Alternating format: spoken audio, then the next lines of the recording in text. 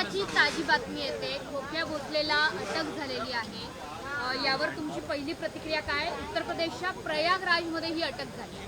अत्यंत चांगली बाब आहे. त्यांनी जी चूक केलेली आहे त्या संदर्भात त्याला अटक झालेली आहे आणि आता कायद्याप्रमाणे त्याच्यावर ते कारवाई होईल. पंकजा मुंडे यांनी असं म्हटलंय का मुलाखतीत नाही, मात्र एक मिनिट मला सोडून घेऊन पहिल्यांदा आत्ताच सर्व विरोधक 2 दिवस झाले तुमचा आरोप करत होते. तुमच्यामुळे कुठेतरी खोक्याला अडवलं जातंय, पोलिसांकडून दाबलं जातंय, लपवलं जातंय. अजिबात नाही. मी कोणत्या पोलिसला कधी फोन लावत नाही. त्याला अटक करा म्हणलं तर मी स्पष्टपणे माझ्या मुलाखतीत म्हणलं ना, त्यांनी जे चूक केली असेल त्याच्यावर कारवाई करा. तर त्याच्यावर ते कारवाई झालेली आहे. आता तो आत्ता अटक झालेली आहे त्याच्यावर ते पोलीस जे काही कलम लागलेले आहेत त्या कलमाप्रमाणे कारवाई करेल. कॉमस्कोर नुसार आता isakal.com आहे देशातील नंबर 1 ची मराठी न्यूज वेबसाईट. प्रत्येक अपडेटसाठी isakal.com ला नक्की भेट द्या. पंकजा मुंडेंनी एका मुलाखतीत म्हटलंय की पक्षश्रेष्ठींनी फडणवीसांनी सुरेश धस यांना समज द्यावी. ज्या पद्धतीने त्यांनी आमच्यावर आरोप केले माझा काही संबंध नाही, ते अत्यंत चुकीचं आहे. सुरेश धस हे सगळीकडे कॅमेरा घेऊन जात होते, मात्र धनंजय मुंडे यांची भेट घ्यायला ते बिना कॅमेरा गुपचूप का गेले? हे बघा, कॅमेरे घेऊन मी जात नव्हतो. कॅमेरे माझ्या पाठीमागे येत होते. आजही कॅमेरे माझ्या पाठीमागे येतात. त्याच्यामुळं कुठं जाताना कॅमेरा घेऊन जावं हे मी ठरवणार नाही. मी दवाखान्यात असल्यामुळं मी त्यांना भेटायला गेलतो हे खरं आहे. आणि दुसरी गोष्ट अशी आहे की त्यांनी आणखी एक बाब म्हणली की हे प्रकरण तेव्हा का ठेवलं, माझा पक्ष आणि माझा संबंध नसताना. तर संतोष देशमुख हा भारतीय जनता पार्टीचा बूथ प्रमुख आहे आणि बूथ प्रमुखासाठी मी हे प्रकरण तेवढं ठेवलं आहे. आणि आणखी काही दिवस जोपर्यंत संतोष देशमुखच्या खुन्यांना फाशी होत नाही तोपर्यंत हे प्रकरण मी तेवढं ठेवणार. तुम्ही किंवा ते मी आणि माझा पक्ष, मग आम्ही कोणत्या पक्षाचे? आम्ही भारतीय जनता पार्टी गांधर्व विवाहामध्ये आहेत का? भारतीय जनता पार्टीतच आहेत ना. विधानसभेला सुद्धा त्यांचं एकच सीट होतं. माझ्या सीटबद्दल ते म्हणलेच नव्हतं. माझ्या इथं त्यांचं शिट्टी हे चिन्ह होतं. शिट्टी हे चिन्ह होतं. पंकजाताईंचं आष्टी मतदारसंघात कमळ हे चिन्ह नव्हतं, त्यांचं चिन्ह शिट्टी होतं. त्याच्यामुळे ते तसं म्हणत असतं.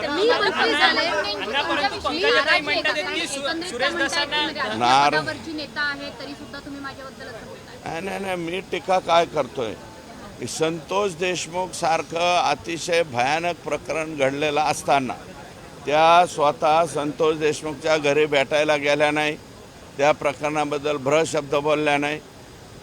धनंजय मुंडेंच्यावरती एवढे आरोप होत होते त्याच्यामध्ये त्या बोलल्या नाही.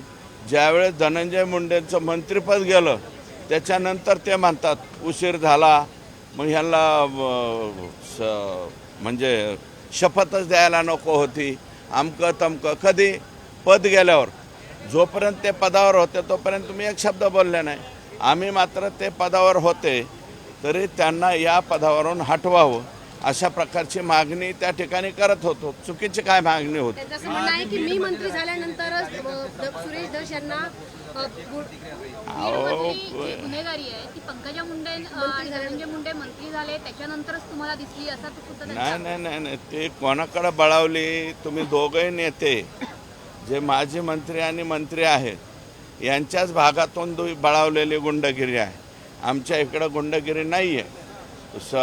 मर्डरचं प्रमाण बघा, सगळं परळी. बाकीचं काय राख परळी, वाळू परळी, सगळं काही तिकडं चालतं. आमच्या इकडं नाही चालत. आणि त्यांचं दुःख हेच आहे, आमच्या इकडं त्यांच्या विचाराचा माणूस निवडून आला नाही. तुम्ही भाजपामध्ये असताना त्यांनी अपक्षांना पाठिंबा द्यायचं कारण काय होतं? निकटवर्ती मारहाण करतानाचा व्हिडिओ आलाय. धनंजय देशमुख यांचे ते सहकारी आहेत जे मारहाण करतात. अजून एक व्हिडिओ बीडचा समोर आला आहे. मी पाहिलेला नाही. तो पाहिल्याच्या नंतर त्याच्यावर प्रतिक्रिया व्यक्त करतो.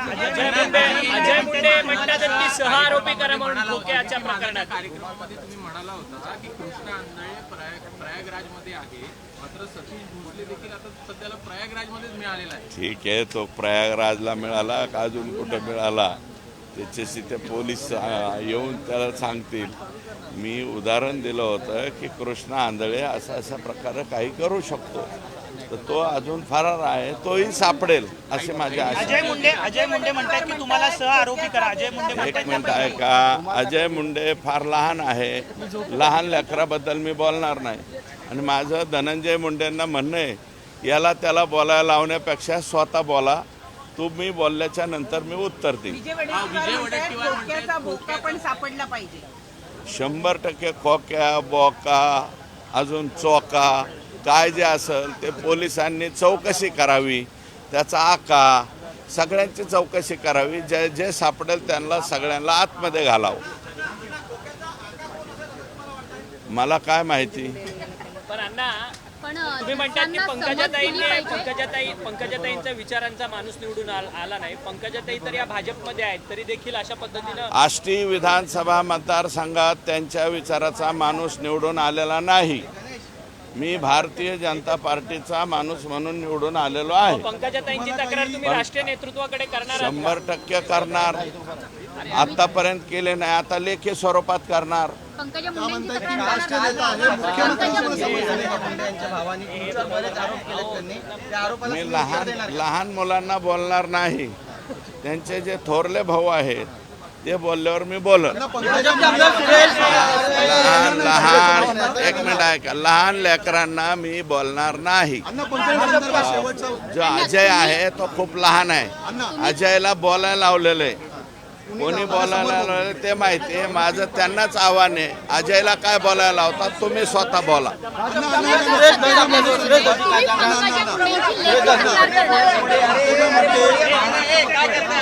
आहे इकडं काय ठरलं ना, तुमच्याशी मुख्यमंत्री किंवा बावनकुळेंचं काही बोलणं झालंय? करणार राज्याचे मुख्यमंत्री प्रदेशाध्यक्ष यांच्याकडे करणार. पण तुम्ही सुद्धा मुख्यमंत्री बावनकुळेंना सांगितलेलं आहे. मला समज देण्याचं काय कारण, मला समज द्या. मी काय भारतीय जनता पक्षाचा उमेदवार सोडून दुसऱ्या उमेदवाराचा प्रचार केलेला नाही. त्यांनी भारतीय जनता पार्टीचा उमेदवार सोडून दुसऱ्याचा प्रचार केलेला आहे. शिट्टी या चिन्हाचा प्रचार केलेला आहे. मग कारवाई करायची तर त्यांच्यावर कारवाई करा असं माझं मत आहे. मुख्यमंत्री किंवा तुम्ही राष्ट्रीय सचिव स्वतःला मानता आणि बीड जिल्ह्यात माझी एकच सीट मानता, मग कसं काय राष्ट्रीय सचिव असू शकतो? त्यांनी 2 सीट, भारतीय जनता पार्टीच्या 2 सीट होत्या ना, एक नमिता मुंदडा आणि दुसरा सुरेश धस. मग 2 सीट म्हणायला पाहिजे. त्यांच्या भाषणाची क्लिप आहे तुमच्याकडे. बीड जिल्ह्यात माझ्या वाट्याला एकच सीट आहे म्हणलं. पक्षविरोधी कारवाईसाठी तुम्ही पत्र लिहिणार का? संतोष काय आणि हे जे चाललंय ना खोक्या बोका, परत कुठं प्रकाश दादाचं काहीतरी काढायचं, जुने संदीप क्षीरसागरचे व्हिडिओ काढायचे. अरे आरोपी व्हायला भाजीपाला आहे काय? कसे बी आरोपी होतात का काय? कशात बी कशाचा काही संबंध नसताना काही नसताना आरोपी कसे होते? उचलली जीभ लावली टाळ्याला, असं चालत नाही. तर हे बाकीच्या लोकांची बदनामी कशी होईल असा प्रयत्न चाललेला आहे. आणि संतोष देशमुख खून प्रकरणावरून लक्ष विचलित करण्यासाठी हे वेगवेगळे गेम चालतात. एक